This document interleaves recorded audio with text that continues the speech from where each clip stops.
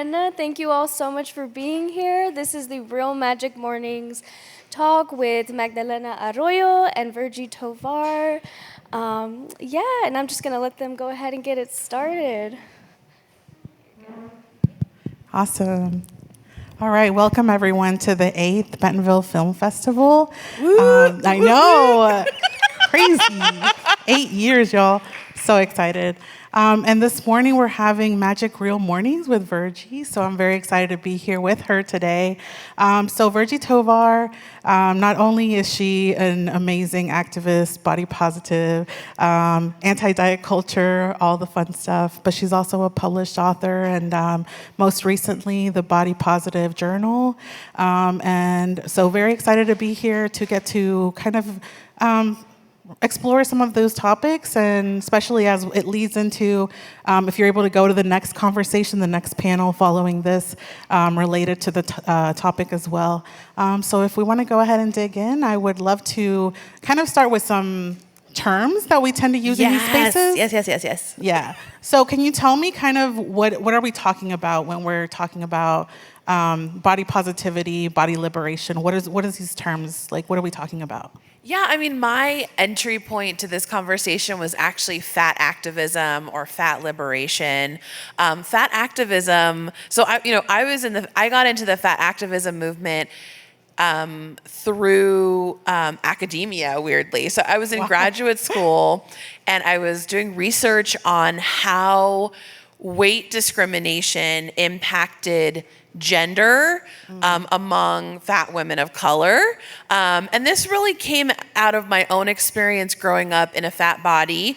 And I had a lot of gender confusion because I knew I was a girl. But I mean, I think gender is interesting, right? Because gender is it's an implicit sense, but there's also a social component to gender. Right. So I might have a sense of myself as a girl, which I did, but I wasn't getting any of the social cues that I saw girls were supposed to get. So for example, like I couldn't find clothing in my size. So I was like, well, I'm a girl, but I can't shop in the girls department. And then I grew up watching girls being loved and treated like, delicate flowers by boys and men. And that was not the experience I had growing up. So I was like, I'm not being treated like a girl by boys. And there were a few other things. I was just like, I'm just too big to be a girl. So I had a lot of sense of dysphoria or kind of around my gender. And I was interested in seeing if other women who grew up in larger bodies also had that experience. And it was through the research that I ended up finding fat activism.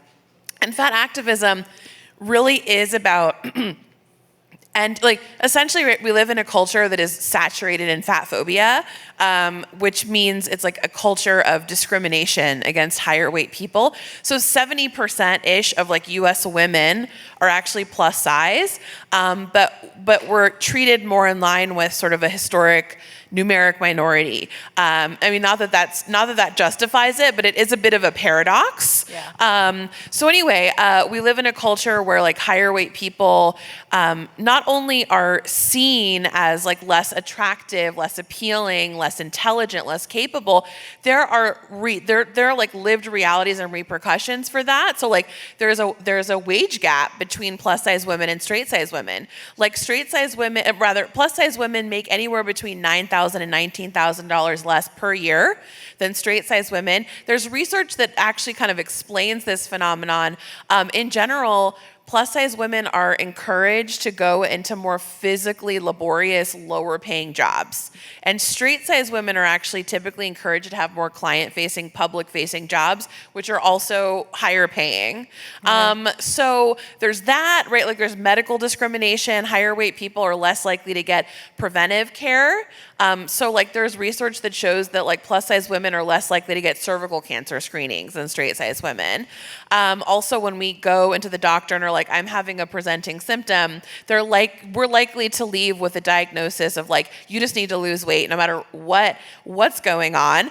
And there's like all kinds of other kind of ways in which weight discrimination plays out in these different levels, right? Like I often tell people, like, think of fat phobia in 3 dimensions, like the intrapersonal, how we feel about ourselves, the interpersonal, how people treat you based on your body, and institutional, how easily you can navigate the society or not, right? Like everything from like, can I find an outfit to go to a job interview in my size that makes me feel confident, right? Which that confidence impacts how much you make, how much you advocate for yourself, and whether you feel like you belong in that environment. Can I, find a comfortable seat on an airplane or a train or a bus, right? Or like, anything that like a lot of us are doing all of the time. To like, how are people experiencing me, and what are my prospects? What are my career prospects as a plus size person? And there's research that shows, right, that employers are very open with researchers about the fact that they do not want to hire plus size people. Like researchers just ask them, like, do you see plus size candidates as less qualified or less desirable? And they just say yes. And honestly, weight discrimination is legal in like 49 out of 50 states. So anyway, like fat activism is really about ending that systemic side of fat phobia, but it's also about changing how fat people see themselves, right? Because like if you grow up in a larger body, you're taught to sort of make yourself invisible, take up as little. Paradoxically, again, we're like hyper visible and invisible at the same time. It's like I'm supposed to be someone who is supposed to make herself invisible and small through wearing like certain kinds of clothing.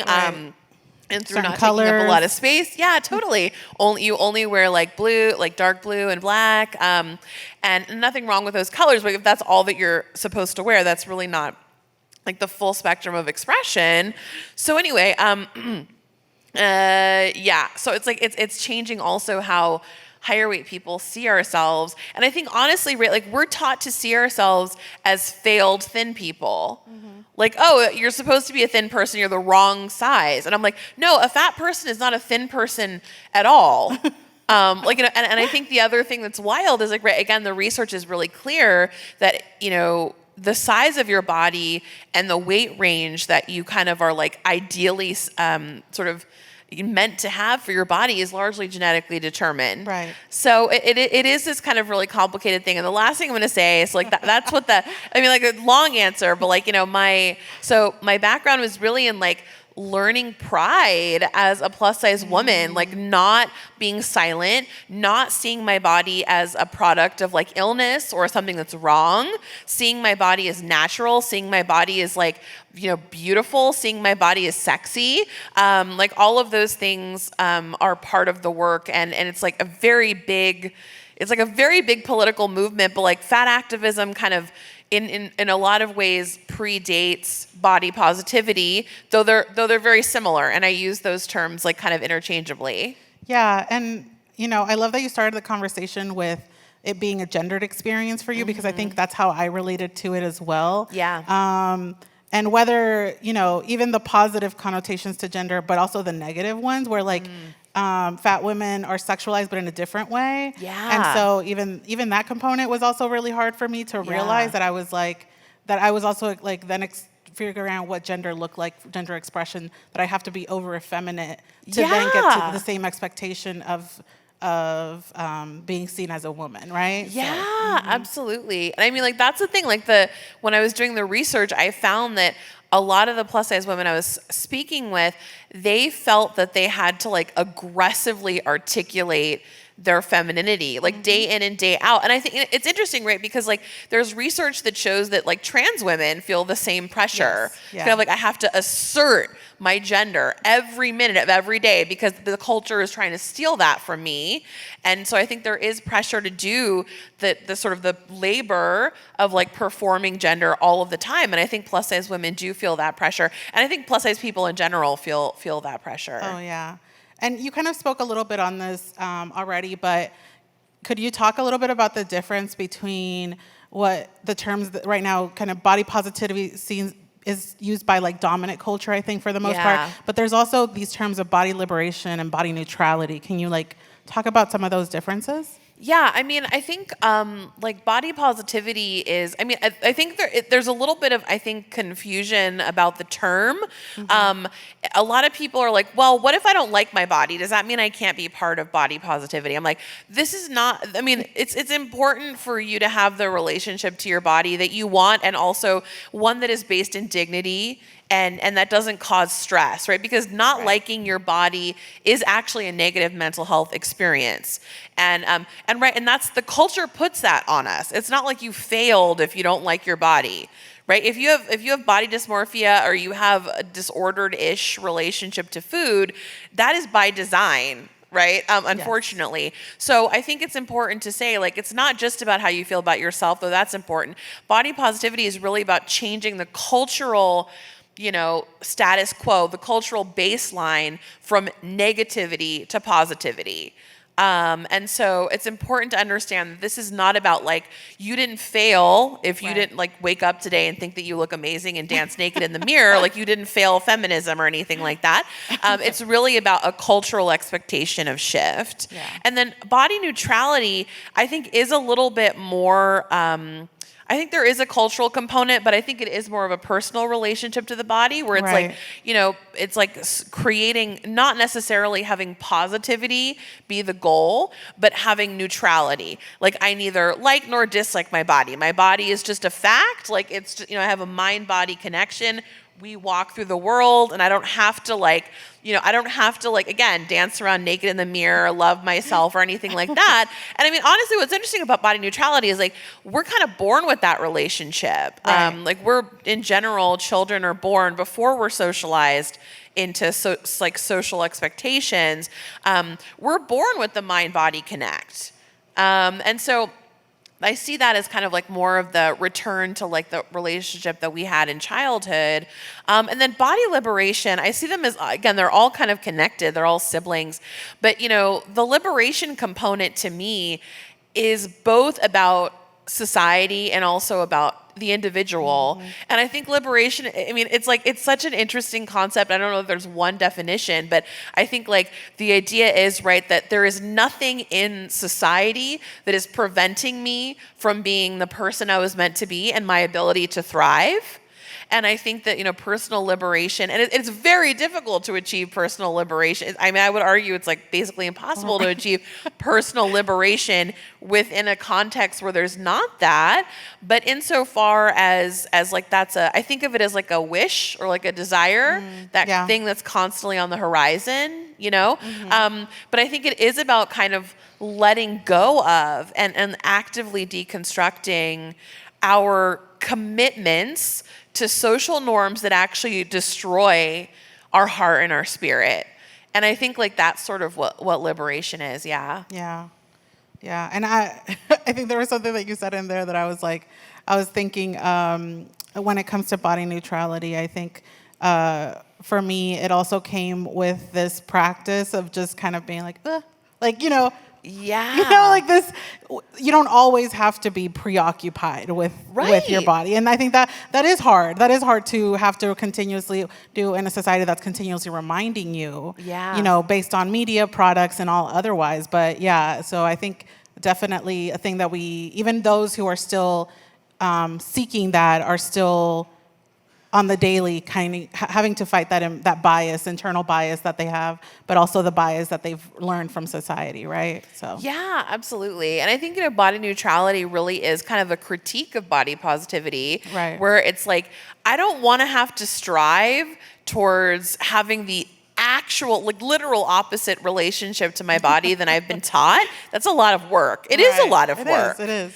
And I think right, like, whatever you're drawn to is what you're drawn to. Like, for me, I mean, I just remember, like, my first experiences of, like, meeting woke fat people, if you will. Like, I went to a conference in Oakland, California, and I had never seen, first of all, like, when you're in a bigger body, you're supposed to stay away from other people in big bodies. And in this conference, it was like all fat people, like, gathering in one place. And I was like, I don't know what's going to happen. And I got there, and it was like, I was like, I was like going through the hotel to check in, and I just heard all of this, laughter and splashing, and there was like a pool in the middle of the hotel, and there were like fat people wearing bikinis, and this was like 2009, which is kind of wild, right? Like a lot has changed in that period, but like, you know, wearing bikinis and like in floaties and laughing and chatting and like with their bellies out, and like all of them had like 4 partners. Like it was like they had this incredible, amazing romantic sex life. They were all like wearing like cat eye sunglasses, and like it was just fierce. Like it was just like and I want to say specifically, this was like queer community. This was fat queer community.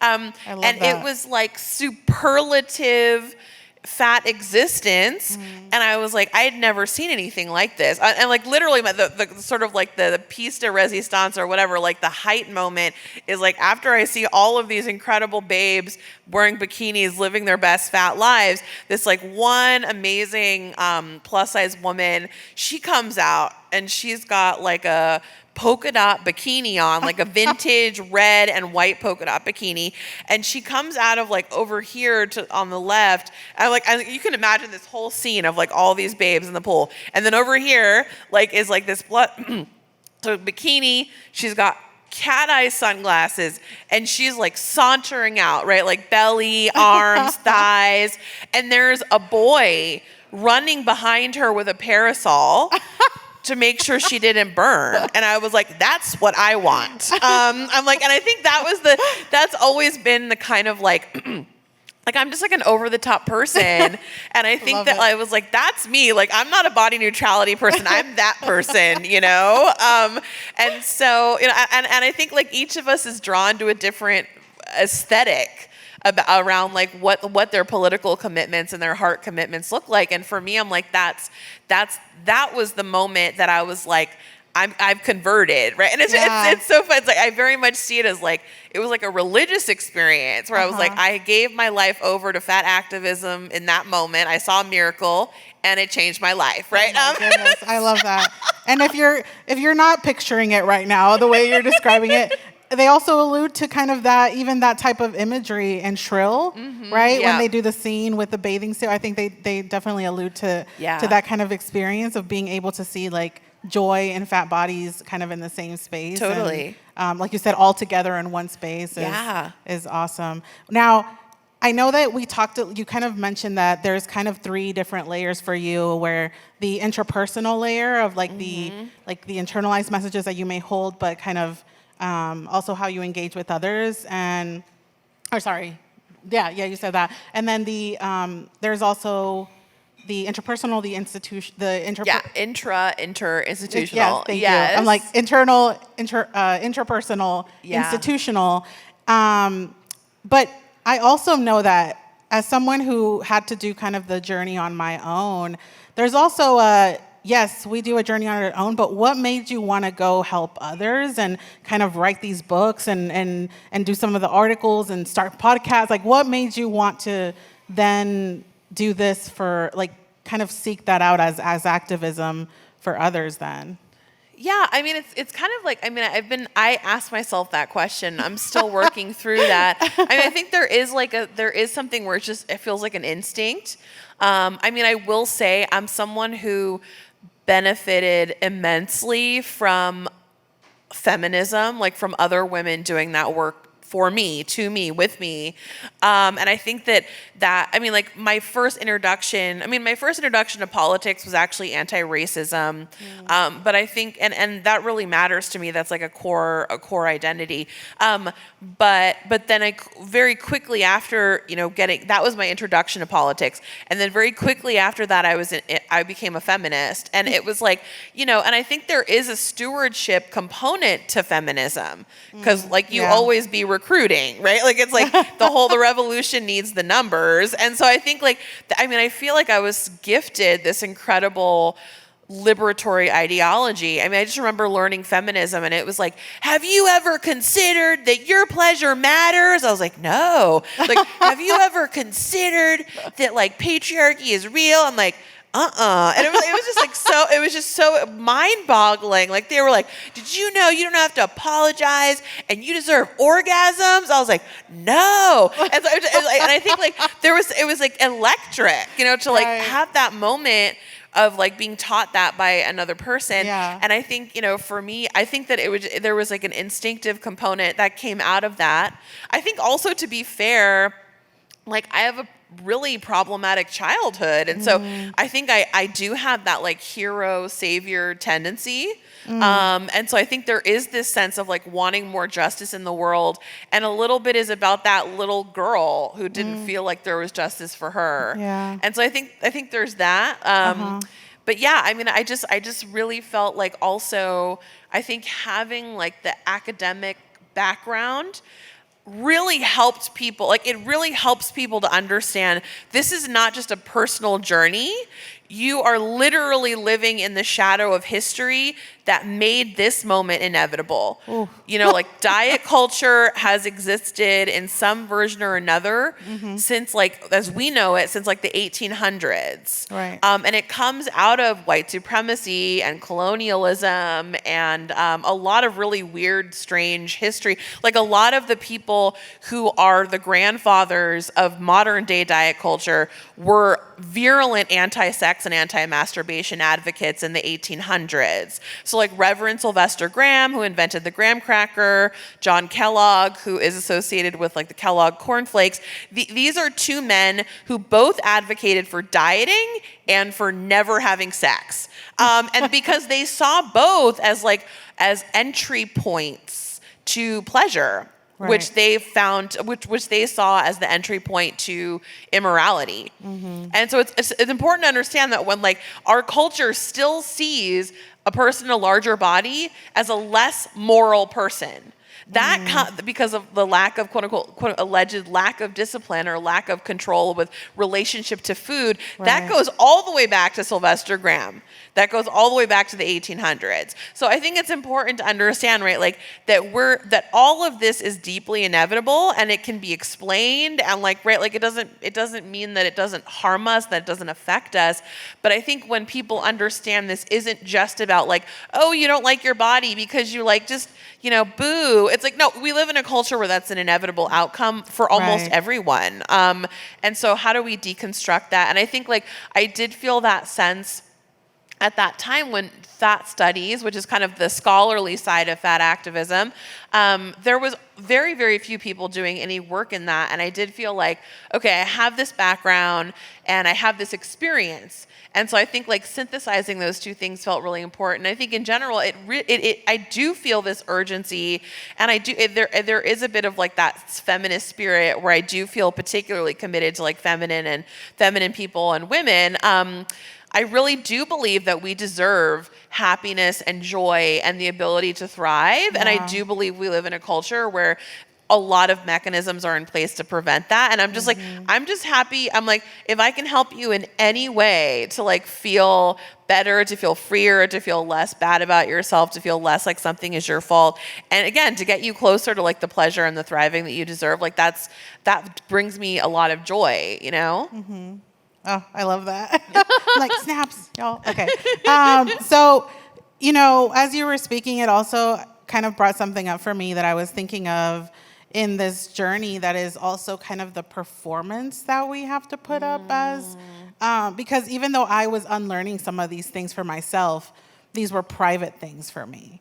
Because I wasn't at some level, when I first started, I wasn't ready to then also have that joy in public. Yeah. Because of kind of like what you alluded to, this policing, that there's all these mechanisms. Yeah. That, but, you got to see that firsthand on that, in that pool, get to experience that. But have you, now that you feel comfortable being able to kind of express that joy in public, do you ever deal with having to be policed in those spaces? Yeah. Okay.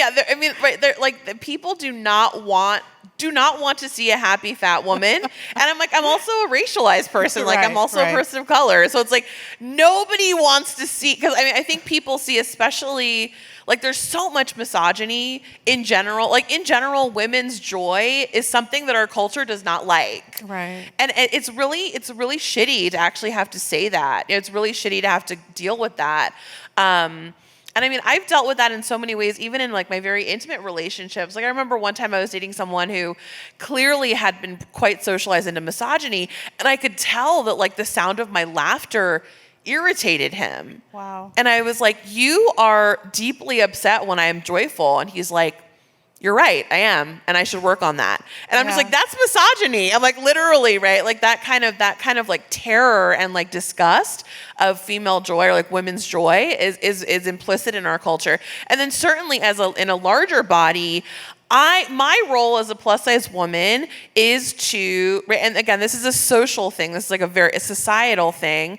My role is to be sad and lonely, miserable, angry, pathetic, right? Because what my role is to show you that if you don't follow the rules, this is what happens to you. If you don't do what the culture says, if you don't control your food and, be able to wear a certain dress size, you get nothing, right? That's the point, right? I'm there to be the scapegoat so you can feel like, you know what? I'm not eating today and that feels terrible, but at least I'm not that. And when I'm like out here joyful, living my best life with my cute pets and my like boo and all that stuff, like I think people do experience, not everyone, but I think some people experience it as like I skipped the line. And they're like, I've been waiting in line to get mine. I've been following all the rules because I've been told by society that if I do this, then I get this.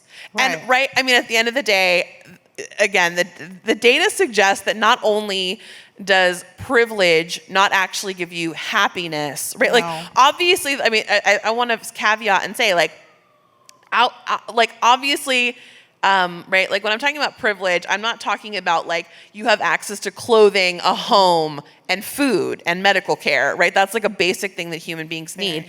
I'm talking about things that are kind of beyond that we've all been taught to strive towards. I mean, the research is very clear that what makes human beings happy is not that constant acquisition of privilege. So, and I think our culture teaches us that privilege is the same as happiness. Privilege is the same as fulfillment. The research doesn't substantiate this, and our lived experience doesn't substantiate this. So I think it's important to understand, right, that like, we have this idea of like, you have to wait in line to get those things. And if you're in a marginalized body, certainly if you're in a fat body, you don't deserve those things. And so I think like, I think people do see like my fat joy and enthusiasm as an affront to the social norms, right? I'm supposed to be this way. It's like, I mean, there are all kinds of cultural codes, right? It's like and our brains are just like, they're just milliseconds computing, right? Like the minute that we see someone who just isn't quite following the story that we've been told is supposed to happen, we're noticing, right? It's like, wait a minute. And there's kind of, I think for some people, they see that and they're like, I want that. I love that. I'm so inspired by that. And for some people, they're like, I'm threatened by that. That's terrifying. What does that say about what I'm doing? What does that say about my life? And I think there's like this incredible complexity around that, But anyway, I do think that like certainly people feel threatened by like fat women of color's joy, I would say. And I think like certainly also like I think the hatred, like some of the hatred comes from that sense of like weaponizing health language as a way to kind of say, you're making me uncomfortable. This is not how the rules are supposed to be. Right. If the rules aren't the way that everyone's told me they are, then what is real? Like, what is my life? And it's existential. I mean, I understand it is. Yeah. I remember the first time I saw a fat woman, like, loving herself. I was, like, 19 years old. I wasn't ready. And it was, like, an open mic night, and she was doing this amazing poem about, like, having incredibly kinky sex, like, in her fat body. And she was, like, touching her fat body. She was talking about her partner worshiping her body. And I was, like, so threatened. I was like immediately like, oh my God, this is so humiliating. Like you can't be sharing our secrets in public. Like you can't be talking about stomachs. It's like so terrifying, right? And I was like, I could feel the emotion in my body, right? The heat in my face, my whole body. And I was just like, I can't handle this right now. Like, and my way of reconciling my being threatened was I hate this person. Wow. You know? And that was like me at 19 years old Yeah. because my whole background was like, I have to starve myself to get any respect, dignity, or love. That is what I have to do as a fat person. I have to become a thin person by any means necessary. I hate myself. I have to suffer. All that stuff. I had internalized that. And when I saw her, I was like, what the fuck? Like I just couldn't, my brain like just kind of short wired. And I think for a lot of people, that's their response the first time, maybe second, third, fourth, fifth time. And I don't, you know, it's like, it is unfortunate, but I also know what it feels like to have that experience, you know? Right. And I think that also adds to more of the, I tend to have more empathy to people because I've been in those situations. Yeah. Because I had a person once tell me, how did you get this person or this partner when I can't get blink? And this, that same kind of narrative of like, the threatening of like, how dare you? How dare you try to, like you said, skip the line or like cut in front of the line, like that there is this order of things that you're supposed to follow. Yeah. And kind of to that, you said, I wasn't ready. What do you do when you are kind of in the space of advocacy, of activism, even written things out there, when you are in presence of another fat person who is being challenged and is not ready?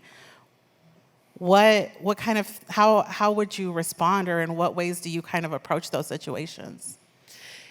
Yeah, I mean, I think, I do think that fundamentally for me, like, the answer to that is kind of complicated. Like on the one hand, I'm sort of like, well, I think the best thing to do is just to be myself, right? Like I don't have to like preach to you or proselytize. I can just be myself and understand that like that's enough. And I think there's also, to be honest, there's an element of protection. I do have boundaries around people who are, I'm like, those people are not close to me in my community because I'm not trying to do that labor in intimate spaces when I'm just trying to be relaxed and have fun. Yeah. And I think also, so it's like, I think it's important to have those boundaries sometimes. And so it's like a little bit complicated. I think it's interesting. Like you sort of brought up like this desirability kind of component, which I think is like really interesting. And I just kind of want to speak to that a little bit because it's like, I think that, right. I think there is this idea. It's like I'm having a hard time kind of. It's like it's kind of complicated. When I grew up being taught that. And what's interesting is I was learning fat phobia at the same time that I was learning rape culture, which is that like if you aren't fat, then the boys who are abusing you will want to marry you and have sex with you, and that's what you want. And so it completely conflated the absence of abuse with sexual availability and desirability, which is terrifying. It is. Like thinking back on it as an adult. And I think like what we understand as desirability, honestly, if we're socialized as a woman, what we understand as desirability is actually extremely like wrapped up in very problematic, very in fact, disgusting and violent things, right? And it's like, I think what's hard is I think now as like, as an adult who's been doing this work for 10 years, my idea of desirability is like so different. Like I used to see desirability equals thin body, and that was it, right? It was kind of like, as close to the racist, sexist, fat phobic ideal as possible. That's what desirability is. And now just having this like locating desirability as comfort. When I am comfortable with another human being and there's also like a magnetism, that is what desire Exactly. is. Yeah. Like desire is not like, do you look a certain way at a certain party, you know? Yeah. And it's like, it's really deep how pervasive that thinking like is in general. And then I think especially when you're in a larger body, like we're just constantly told that like essentially that thinness is the ultimate in everything. And it really is a product of like stigma and discrimination, you know? Right. Right. Also, you know, when I want to give you kind of an opportunity to also talk about some of the projects that you've done, because you've kind of gone all across. You know, you've done a bunch of different stuff, and so the first time, you know, I learned about the work that you were doing was reading your book, You Have the Right to Remain Fat, right? Yeah. But as I searched more articles and I found that you were doing the Babe Camp, and so I want you to kind of talk about how these projects have led you to kind of where you are now. Yeah. Oh my God. I'm like, I have like these million jobs. They're all under the same umbrella, but I'm like, Yes. man. So yeah, I mean my first book was called Hot and Heavy. Yes. Fierce Fat Girls on I have Life, that one Love, too. and Fashion. Yes. And that really came out of that conference experience. Like I really asked the women mostly who were in that space to help me write an anthology to inspire other women to stop dieting. Yeah. And this was before we really knew about this as a culture. So like at that time, most women didn't know that they didn't have to diet. Right. Like that was huge. Like that's a huge cultural moment. I didn't even know I had been a feminist for almost 10 years by the time I met fat activism, and I didn't know I didn't have to diet. And so, you know, so that was the first work, and it was really, again, an anthology. It was a collection of writings, because my thought was like, I can tell my story, but what if 30 people were telling their story? Because, you know, it's like, it is really radical it is hard to discard like 30 people doing this. It's easier to sort of say, oh, that's like one human being's experience. When there's 30 people, it's harder to be like, oh, that's just an aberration. So that was kind of the purpose of that book. And then the next book was You Have the Right to Remain Fat, which is kind of like my manifesto in a lot of ways. It talks a little bit, there's personal essays about my childhood growing up and like what shaped me and dating and all of this stuff. And then cultural criticism, sort of like, this is the cultural background against which this is occurring. And then this is how it manifested in my personal life, like dating on Craigslist or whatever. And then the next book was called The Self-Love Revolution, Radical Body Positivity for Girls of Color, which was really focused on understanding this issue from like with a particular lens to critical race theory, and equipping like young racialized women and girls to a body shaming culture and a culture. And in addition to body shaming, I think it is important to point out that there's also the like lock and key is the food stuff. So it's like body and food in our culture are understood as like completely connected. This, again, not based in research, not based in data. This is not an empirically driven opinion. It's a cultural mythology like thing. Anyway, so kind of equipping them with dealing with a food shaming culture and also a body shaming culture. And the newest book is like the Body Positive Journal, which is like an interactive thing where I love journaling. I mean, journaling has been a big part of my journey to body acceptance and like liberation and all of those kinds of things. So those are kind of the things. And then I like write for Forbes. I write about the plus size market and how to end weight discrimination at work, which has been really powerful. I've been doing that for 4 years. And I have a newsletter, and I like travel. I go do international travel with plus size people. Yes. I'm going to 2 groups of plus size women, not all women, but like plus size people to Bali in like September, and then Italy in March. It's really powerful to travel with like plus size women. And I think there's a lot of stigma against plus size people traveling. So it was like, it's really powerful to kind of have a posse, like, you know, and be eating like gelato with like 20 fat people and be like, what are you going to say about this? So I think that's really powerful. And I teach online classes, and I have a podcast called Rebel Eaters Club, Right. where I really talk about like, it's like a body positive, food positive podcast where we don't judge food, we don't put food in binaries, and we talk about the human relationship to food and memory and connection and like all of these kinds of things. So I think of the podcast as a way to like reframe how we as a culture can talk about food without judging and shaming and like fat phobia and all that stuff, which is so saturated in how we think about food. Yeah. So I think that's like the totality. And like I'm working on some new projects, like probably a kid's book, like a children's book. And then I think I don't know, there might be like a young adult thing coming, like a fiction thing. I'm not a fiction writer, but I'm going to try. Kind of based on the podcast. So we'll see what happens. Wow. Yeah. Yeah. And if you guys haven't listened to the podcast, you really should, because I love the folks that you also invite to the podcast. I think it also diversifies a little bit more of the voices, especially because sometimes in body positive or body liberation spaces, it's very female heavy. I mean, look at the audience today, right? So we tend to have a lot of these conversations in a very gendered way as well. But I think that even in the podcast, I think there's kind of a space for exploration for more of that. So yeah, I think that's great. Yeah, thank you. And thank you for sharing some of those. I definitely ask you all to kind of search some of those.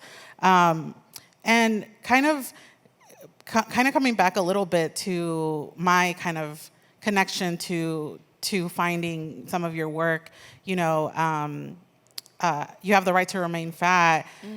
The reason it connected with me so much was because a lot of the spaces where I had first even heard about body positivity, body liberation, or weight anti-dieting kind of spaces were very much white-led spaces.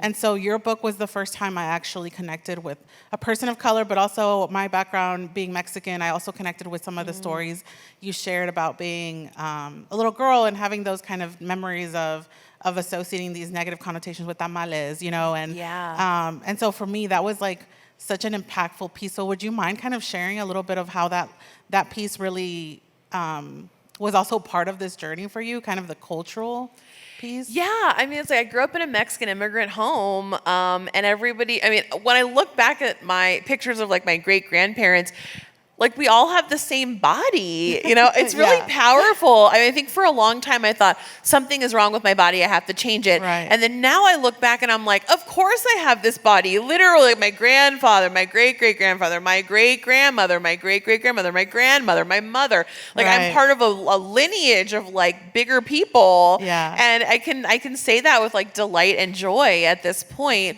But yeah, I mean, it's really fascinating. Like not only my experience, but how much fat phobia impacted every generation of my family. Like, I mean, my grandfather grew up in Mexico being fat shamed in the same way that I was. And he developed body dysmorphia. He became like a competitive bodybuilder to deal with the fat shaming, you know? And I can really relate to like that disordered relationship to food, to the body, right? And how it becomes part of your dreams and aspirations. I think ultimately, like, bodybuilding became a really meaningful thing for him. Like, he was a weightlifter till he passed away. And so, you know, I think there's real complexity there. And I remember kind of talking to my grandmother and my mother about the partner decisions they made around like who they decided to be with. They were like, who was going to want to marry a fat girl? I knew I had to like just jump on whatever opportunity I had. And it really impacted, like, it's just really incredible seeing the intergenerational like fallout of fat phobia across nations. But for me, you know, I think specifically being like the Mexican component is so connected to like, you know, I think going back to the food, right? Like, I grew up really, once I was introduced to fat phobia, I started to resent my grandmother because she's a master cook. She's like very, very skilled in the kitchen. And I saw her ability as anathema, as like completely antagonistic to my goal of being a thin person. Yeah. And so I started to hate her cooking. And I think there's definitely like misogyny and racism like embedded in that. Right. I started to like really associate like the food that she made the best, like the Mexican food that she grew up with and that she was very proud of making and that reminded her of home. I associated that as a threat to my safety. For as long as I'm fat, I'm not safe. I'm getting tortured at school because I'm fat, and you're like the clearest line I'm seeing to that happening. And I think that really fucks up somebody, right? Like, and I think in general, right? Like in general, and I've talked to people across all different backgrounds, like people who are immigrants, people who grow up eating non quote unquote like American food. We all have stories about how we were taught to be ashamed of that food. Yeah. And we're all being taught, like, and growing up, and even as adults, we're taught that like culturally relevant food, comfort food is unhealthy. Like, and it's really deep kind of to get into that. Like, I mean, I've talked to so many people who, like, you know, I think about friends of color who are like, yeah, I literally have this connection of the food that I grew up eating as the food that's going to kill me. That's deep, right? Like, and that's like a product of kind of colonialism, you know?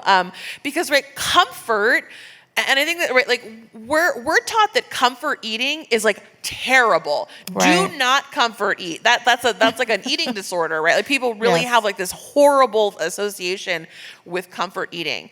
And I'm like, comfort is not only about, right? Like, I mean, I think it's important to understand comfort is not just a feeling.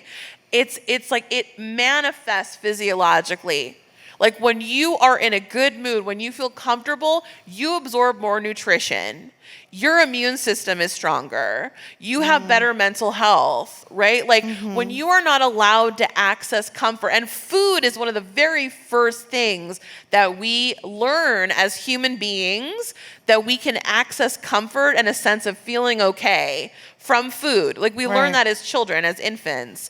And so when the culture is like that thing that you do to get comfort is killing you, right, is like extremely gaslighting, extremely upsetting. And so I think it's really important to understand, right, like, and going back to my own background, like I think that like there was so much embedded in being taught that I was supposed to be afraid of my culturally relevant food. There's that, and I think I associated, right, like in general, like, and I talk about this in the book, like to me, dieting was about trying to be a real American. It was about trying to be white, you know? And I think it wasn't like that overt in my head, but it was like, this is the ideal body. And what is the ideal body?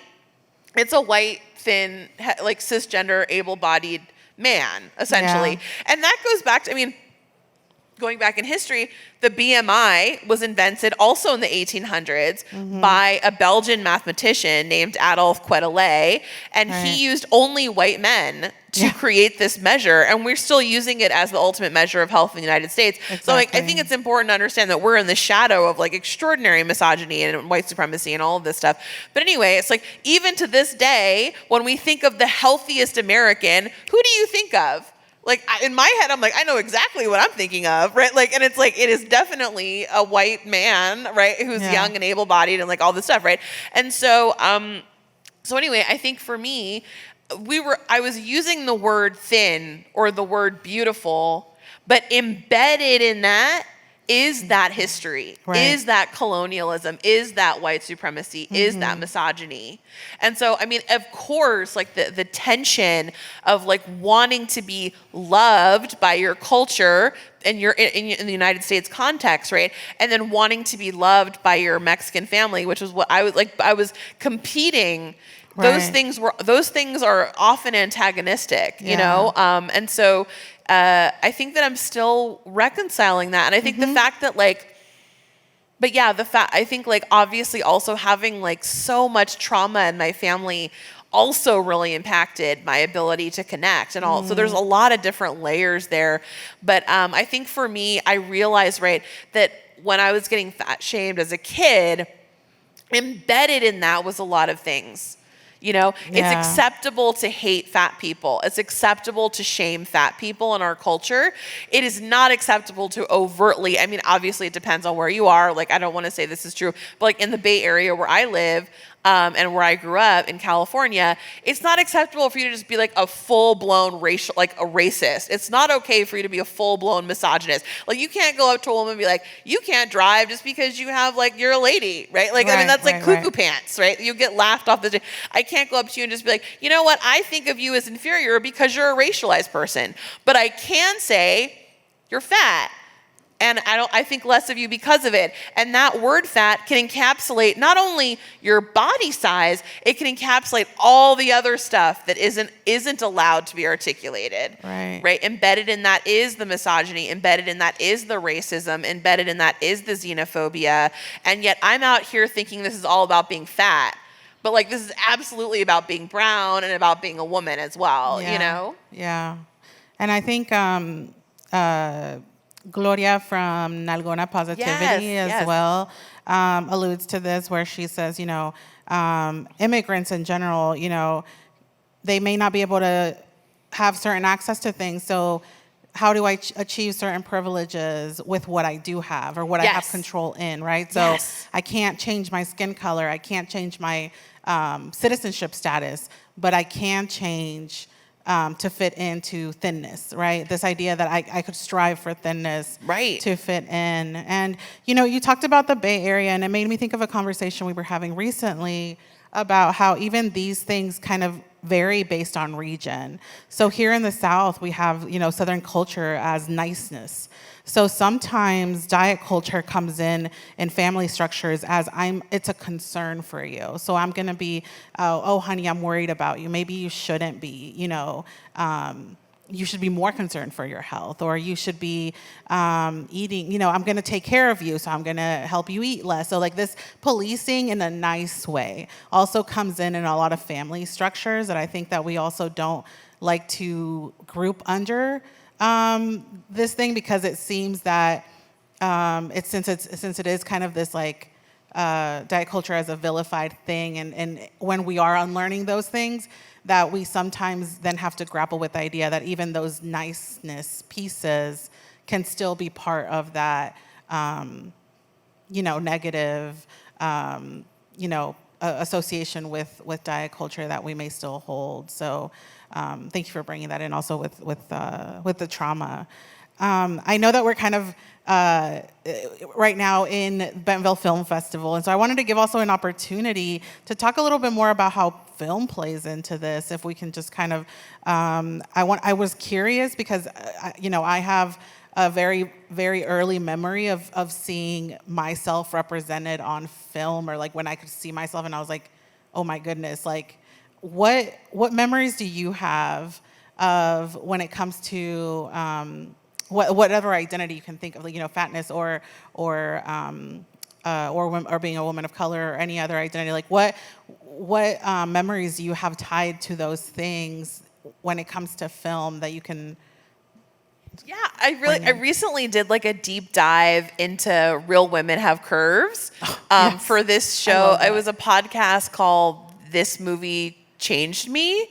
And it, like, so anyway, like the host of that, I think it was a short-term project. I think the podcast is now over, but like it's still in the archives if you want to hear it. They interviewed a lot of really amazing people. But you know, she's Latin. And she was like, I thought of you. I really want to talk about Real Women Have Curves. That was a hugely influential film to me. Was it a hugely influential film for you?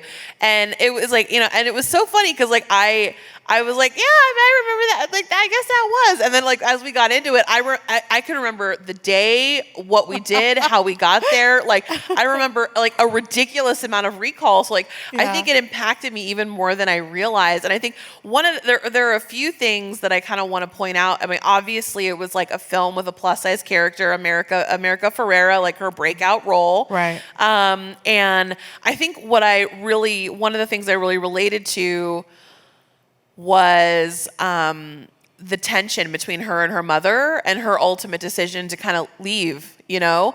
And I think there is this real pressure in representation, especially Latinx representation, though I would say this is across the immigrant story, is this kind of like idea of the dutiful daughter, the dutiful child who no matter what, no matter how gaslit, confused, and terrible the situation might be, that you persist, you know? And I really love how that character broke from that. I was like, oh my God, this is like a real ass Mexican girl with a toxic ass mother. And, you know, and she like, and I think there's a part of her that understands what pressure, like what cultural realities have made her this person. Yeah. But she's also like, I'm gonna get mine though. Like I'm gonna abdicate, like because her role as like the youngest daughter was to stay and take care of her mother, and that is like a very cultural story. And she was like, I'm actually going to go to NYU and have like premarital sex with a white boy. And I just was like, that was also my story, right? Like I didn't go to NYU, I went to Berkeley, but like it was like, my version of that. And I think it was like really powerful. There were so many, I think what was amazing was the complexity of the character, right? Like America Ferrera, I think specifically the dynamic with white boys as a brown girl who has dated a lot of white boys, it's so much about that tension we're talking about, where it's like he represents his whiteness, and his white masculinity allowed him the freedom in this very brown space to break from social norms and like be in love with this fat girl who's brown.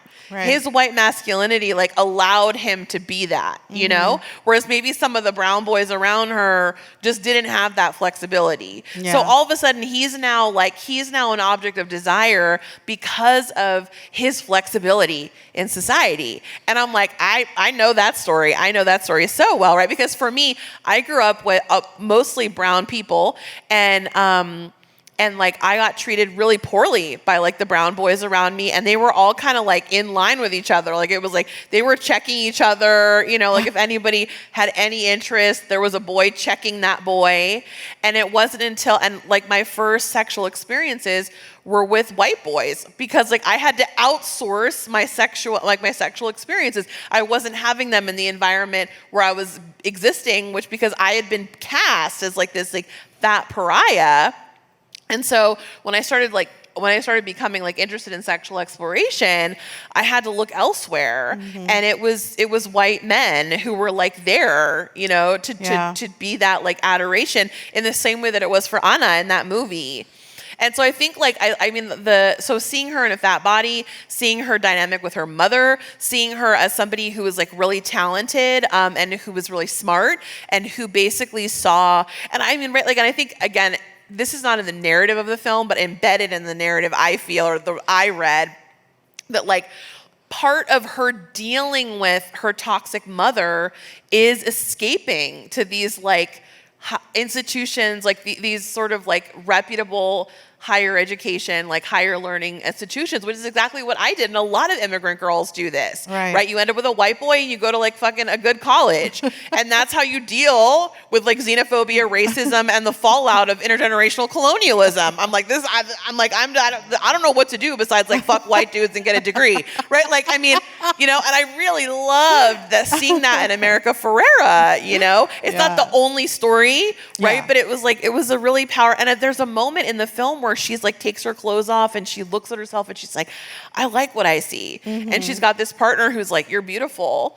And it just the complexity of that story at that time is actually really mind-boggling. So that was like a huge one. There's also, I'm going to throw back, this is not a film, but it's a new show. It's called The Gordita Chronicles. It's coming out like tomorrow on HBO Max, possibly the 23rd. Is today the 23rd? No. Is it? Oh, okay, so today. It's coming out today. It's called The Gordita Chronicles. It's about a Dominican family in the 1980s moving to Miami. And the daughter, who's the main character, is a gordita, a little chubby. So you get to see the whole world through her eyes, and she's 12. Oh, I love that. And she's really cute. Her name is Cuckoo. So like Cuckoo, I'm like Team Cuckoo so hard right now. I wrote a piece for Refinery 29. Refinery 29 has like a vertical called Somos, which is like the Latinx vertical. And I wrote a piece for them about it. If you want to read that, it's pretty. But anyway, you need to see this show more than you need to read this essay. You need to watch this show. Oh my God, yeah. And that's funny that you mentioned that movie, because I think that's the one that I was thinking of in my head that came up. But kind of alluding a little bit to the thing that we said earlier, like you're not always ready to be challenged in that way. So at the time when I first watched it, I wanted to feel like defied by that, like a little bit. And so even that there's a scene where her mom's like, "Don't take another bite of that cake," and she like grabs it and just goes like, and just and to me that was like the most like. how dare she? But also like, wow, I'm a little jealous, right?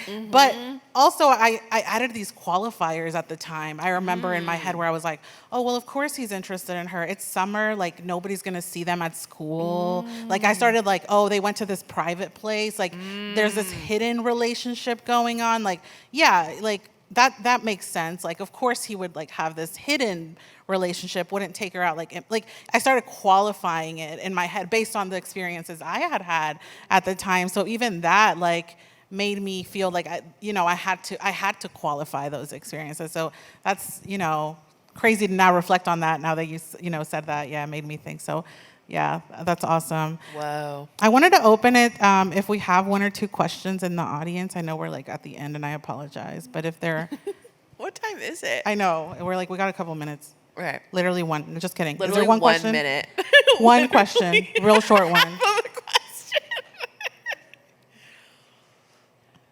If not, I kind of want to comment on like this secret relationship phenomenon that you just brought up. Like that's so deep. I mean, like, can I just say, I have to tell a story in our last minute.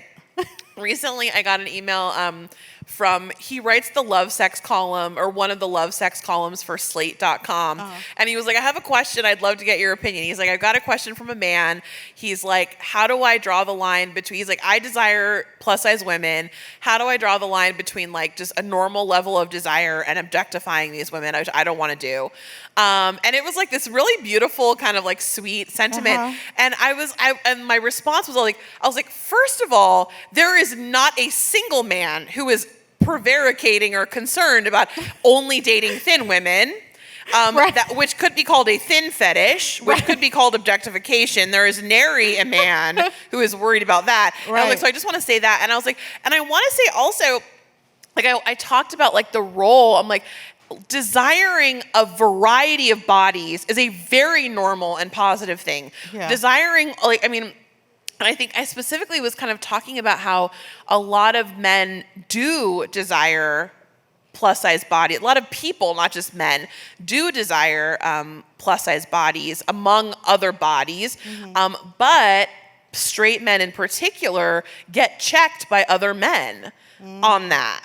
So I think like, I mean, I talked to my boyfriend growing, like, he's a straight man and he grew up in like Ohio, and he talks about in high school how, you basically get checked, right? Yeah. If you're interested in a fat girl, there is absolutely a man higher up in like the power hierarchy that's going on who's like, nope.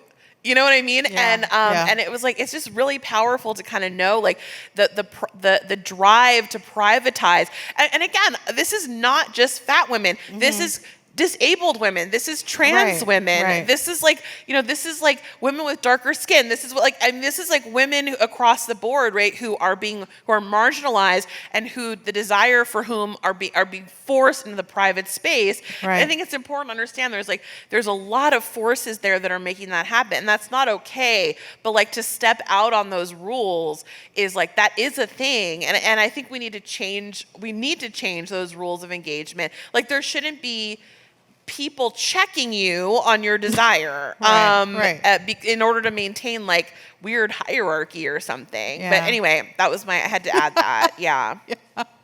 All right. I know we're at the end of our time, but I really do want to appreciate you spending this time with us. Thank you. I'm so glad you were here. It was so fun chatting with you. Appreciate it. All right. Thank you so much, everyone. And I do want to, again, throw in that plug that there is a panel at 11. Is that right? 11. At 11 that is going to be talking about fatness in film and in those spaces. So please, I encourage you to head over that way. Is it going to be still at the Dayton School? Dayton. Yes. So please head over that way at 11. All right. Thank you, everyone. Thank you. Thank you.